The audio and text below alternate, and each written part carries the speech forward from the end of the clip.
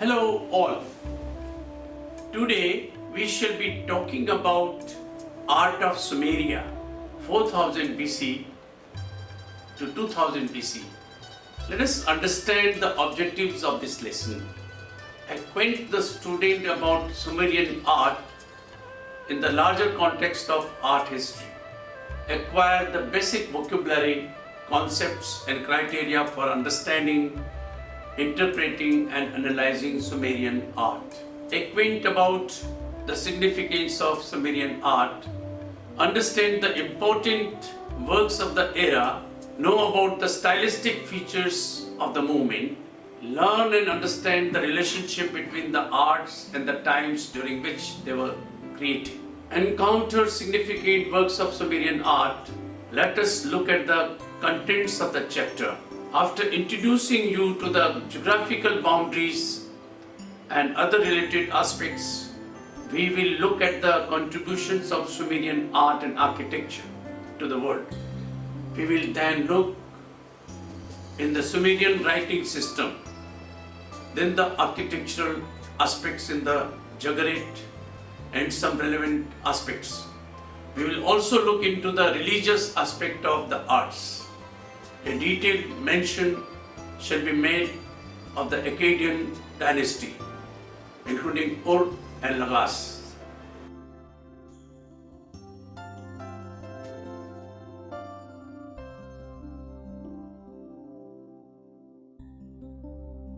The cities and city-states that developed along the rivers of southern Mesopotamia between about 3500 and 2340 BC are known collectively as Sumer.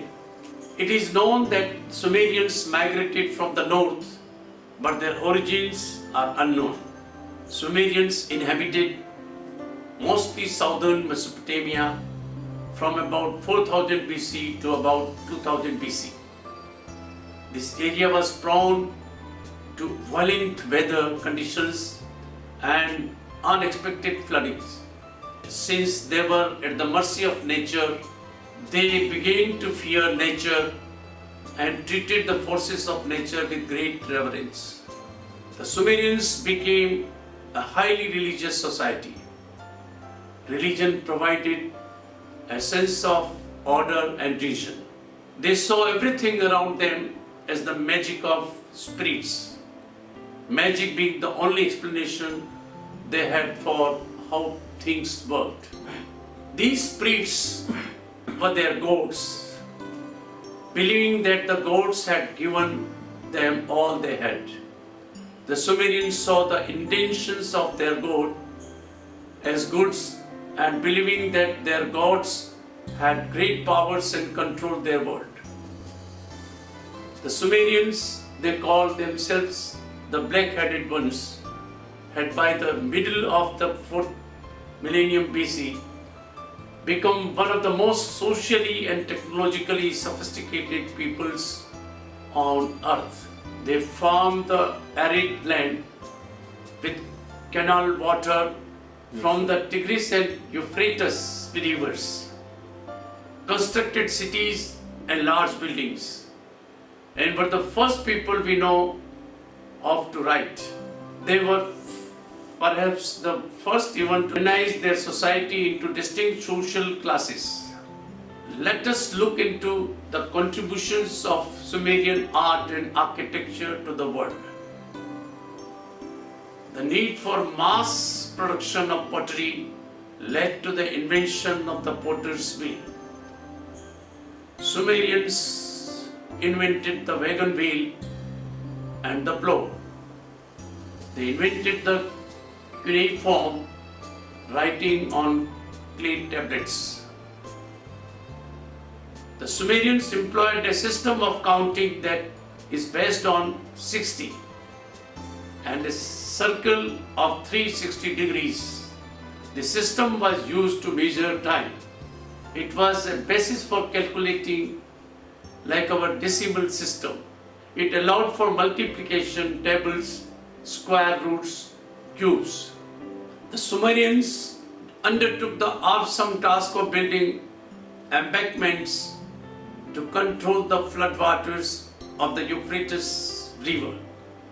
Gradually, they drained the marshes and dug irrigation canals and ditches. Large-scale cooperation was needed to build the irrigation works, keep them in repair, and apportion the water. This need gave rise to government and laws. This great change in living habits brought about as a city-based society held together by economic enterprises. Domesticating animals such as sheep, goats, oxen, donkeys and dogs had begun. Before 3000 BC, the Sumerians had learned to make tools and weapons by smelting copper with tin to make bronze, a much harder metal than copper alone. Talking about Sumerian writing system, let us proceed further.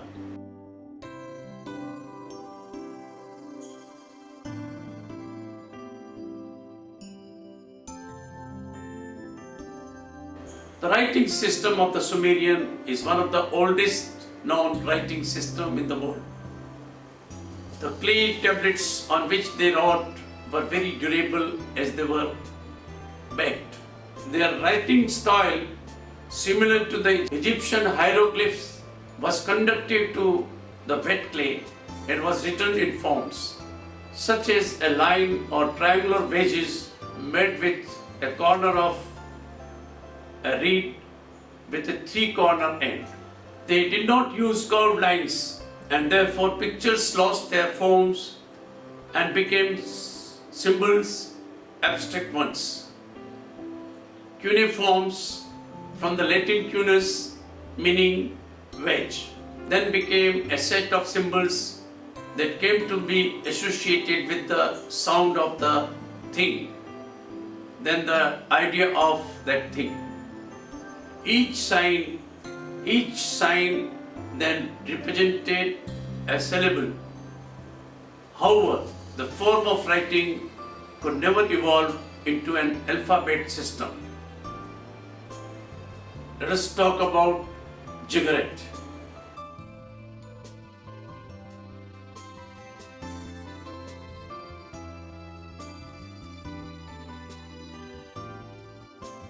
The ziggurat is one of the most impressive surviving archaeological remains of the Sumerians. The huge step structures with a temple or shrine on top. The first ziggurats may have developed by the practice of repeated rebuilding at sacred site. Elevating the buildings also protected the shrines from flooding. The floodplains showcased the wealth and power of the ruler of that city and also functioned symbolically as lofty bridges between the earth and the heavens, a meeting place for humans and their gods. They were erected in the center of the city and were the basis for the temples to the state's chief god.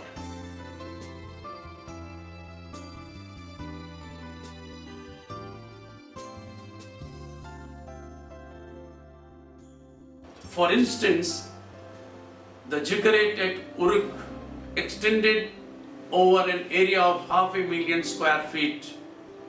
The platform built to support its crowning shrine was 40 feet high.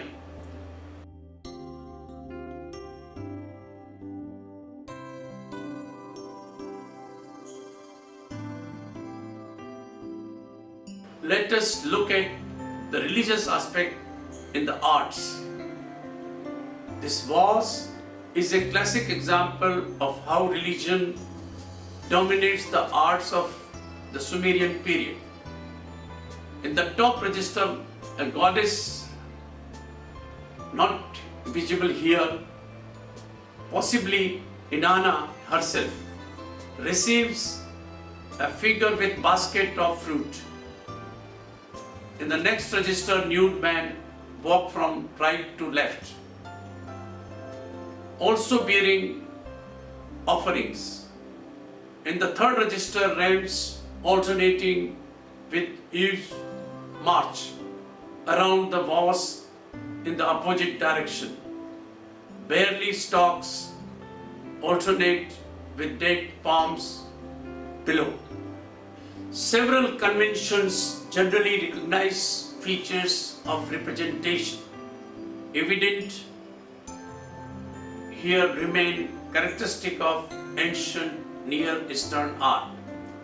Although the figures are stocky and modeled three-dimensionally, they occupy a flat space, which is partly defined by their poses. Legs, heads are in profile. The torsos turn slightly and eyes are fronted, creating a composite or synthesized view of the human form. There is no indication of space extending back behind the figures who walk as if on a thin ledge. In the top register, figures and objects seem suspended in mid-air. Let us now look at the lyre from the royal tomb of Ur. At Ur, the Sumerian site of the ancient city. The English archaeologist Sir Leonard Woolley, 1880 to 1960, discovered the royal cemetery. The gold objects found in the burial included chariots, harps, sculptures, headdresses, and jewelry. The restored elegant lyre soundbox from Ur indicates not only the enjoyment of music and the use of musical instruments, but also the superb craftsmanship of early Sumerian artists. The significance of the gold-bearded bull's head and the inlay decoration at the front of the box is uncertain, but it is likely that they served as ritual purpose and had mythical meaning. The head was combined with a stylized human beard of semi-precious dark blue lapis lazuli, illustrating the ancient Near Eastern taste for combinations of species. On one register, a seated donkey plucks the strings of a bull lyre, similar to the instrument on which this set of images originally appeared, stabilized by a standing bear, while a fox accompanies him with a rattle. On the register above, upright animals bring food and drink for a feast. A hyena, assuming the role of a butcher with a knife in his belt, carries a table piled high with meat. A lion follows, toting a large jar and powering vessel. The top and bottom registers are particularly intriguing in relation to the epic of Gilgamesh. On another level, because we know lyres were used in funeral rites, this imagery may depict a heroic image of the deceased in the top register and a funeral banquet in the realm of the dead at the bottom. The animals shown are the traditional guardians of the gateway through which the deceased had first to pass. Cuneiform tablets preserve songs of mourning, perhaps chanted by priests accompanied by lyres at funerals.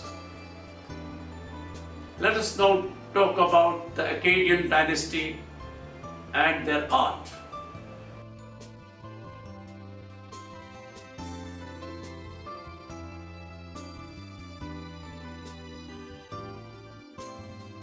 During the Sumerian period, a tribe known as Akkadians settled north of Uruk. They adopted Sumerian culture but spoke a Semitic language under the tutelage of powerful military and political figure Sargon. Circa 2332, most of the Mesopotamia was conquered and ruled for more than half a century. The figure is the earliest major work of Holocaust copper sculpture known. The huge curled beard and elaborately braided hair indicate both royalty and ideal male appearance. The command of this work lies in the self-confident facial features emerging from a framework of stylized hair. The eye sockets would originally have been inlaid with precious stones. At the back of the head, the hair is bound in a bun and elaborately designed in a regular arrangement of surface patterns. Large curved eyebrows meet on the bridge of the assertive nose. A striking V-shape frames the lower face in the form of a beard made of spiraling curls. In this head, the energy of rhythm and stylizations combined with an organic facial structure to produce an air of regal determination. The tale of Naram-Sin. Sargon's first grandson, Naram-Sin, recorded his victory over a mountain people, the Lulusian. In a commemorative stele stone maker, the stele proclaims the military, political and religious authority of Naram-Sin. He is defined as a god by the horned cap, and he dominates the scene by his large size and prominent position. His long beard is a conventional sign of virility and position as a ruler. Two defeated enemies are before the ruler, one praying for mercy and the other trying to pull a spear from his neck. Naram-Sin and his victorious followers march unhindered up the mountain while the defeated soldiers fall, denoting success, and downward movement denotes failure or death. The right side of a Naram-Sin is shown in keeping with Mesopotamian belief that a ruler's right side, including his right arm and right ear, had to be both intact and well formed for his state to prosper. Ur and Lagash. The Akkadian Empire fell around 2180 BC to the Kuti, a mountain people from the northwest. For a brief time, the Kuti controlled most of the Mesopotamian land. But ultimately, Sumerian people regained control of the region and expelled the Kuti in 2112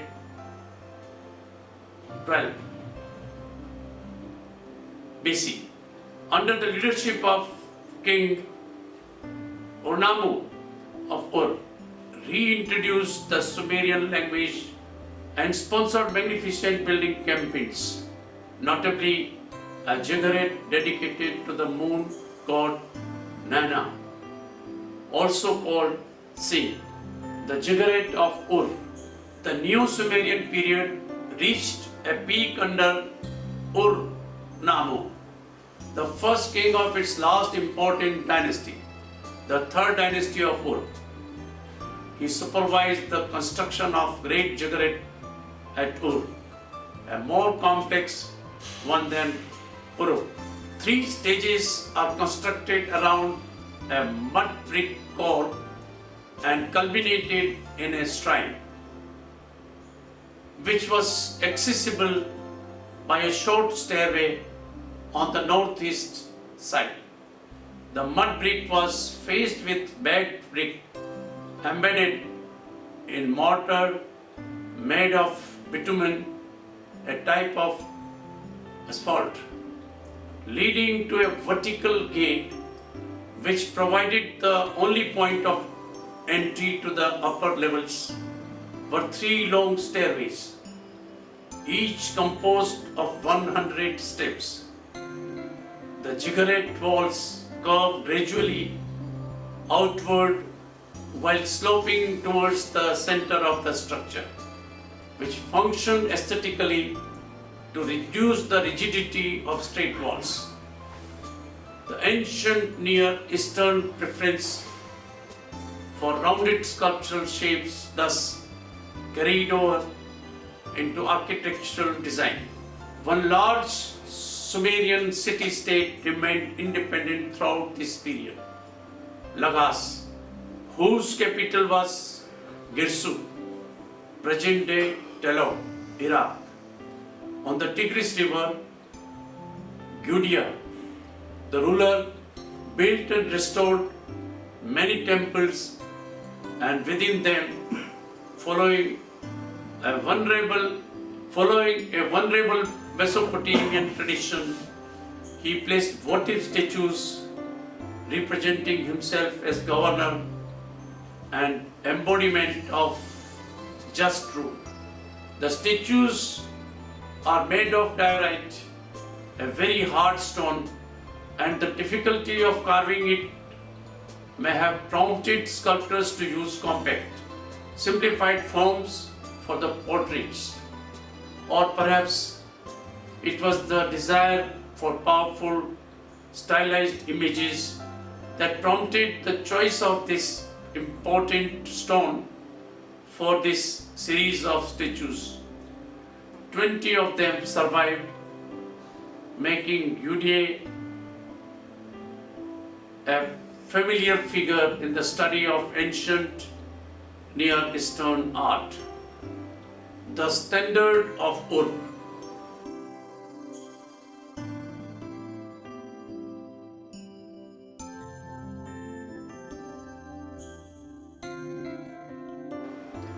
Found in tomb 779 of the royal cemetery at Ur, where the leading families of Ur were buried. The standard of Ur is probably the most significant object found in terms of the history of art. The wooden box was inlaid with lapis lazuli shell and red limestone and is separated into 2 sides, which are usually referred to as the peace side and the war side. Each side is divided into 3 registers and read from left to right and bottom to top. The war side features a bottom register with 4S drawn, 4-wheeled war chariot crushing enemies who lay on the ground in the front of and beneath the animals. The artist suggests the acceleration of the S's by changing guitar gait. The second register has foot soldiers gathering up and leading away captured enemies. The top register shows the naked and degraded foes being brought to the king, who again has been made larger to show hierarchy.